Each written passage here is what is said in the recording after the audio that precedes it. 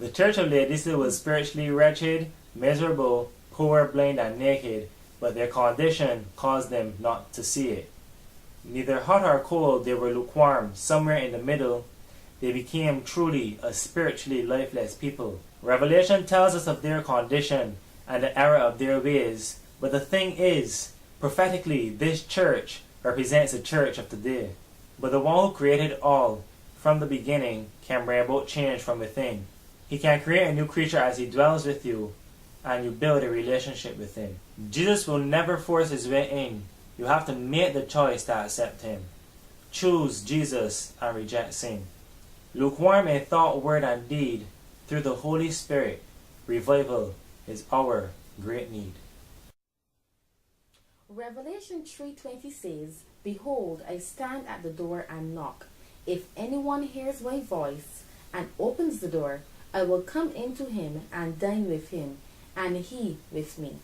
This week we're looking at the church Laodicea. And Laodicea is the last of the 7 churches in the Revelation sequence of churches. Laodicea actually means a people judged. So Laodicea was actually a literal place in southwestern Turkey. Who knew that? I didn't.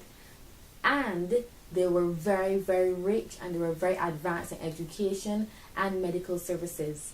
But one thing, one vital natural resource that Laodicea lacked was water. And they got their water from the Roman aqueducts. The thing about it was that the Roman aqueducts were so far away that by the time the water reached Laodicea, it was actually lukewarm. Now, as we study this week's lesson, we would see that Jesus uses this analogy to relate us to the Laodicea church, showing that we are neither hot or cold, but that we are lukewarm. This is vital because at this last time we need to know which side we're on. We can no longer stay on the fence. So Jesus wished that we were hot or cold, but not lukewarm. This is also telling us as well that we are indeed in the last times, and in this time we need to make a decision, a stand for Christ or a stand not to be with Christ. This week is really interesting because it also gives us the examples of how we can make the desired change that God will have us to make for him. Hello guys, welcome back. Here we have the new lesson study. Kind of pretty, isn't it?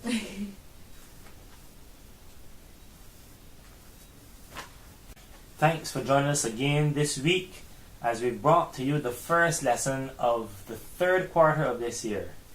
We hope that we can keep this up throughout all the rest of the year. We thank you for your support by viewing the video or by leaving a comment down below. Which, now I've said that if you feel like leaving a comment below, do so by just leaving a comment below.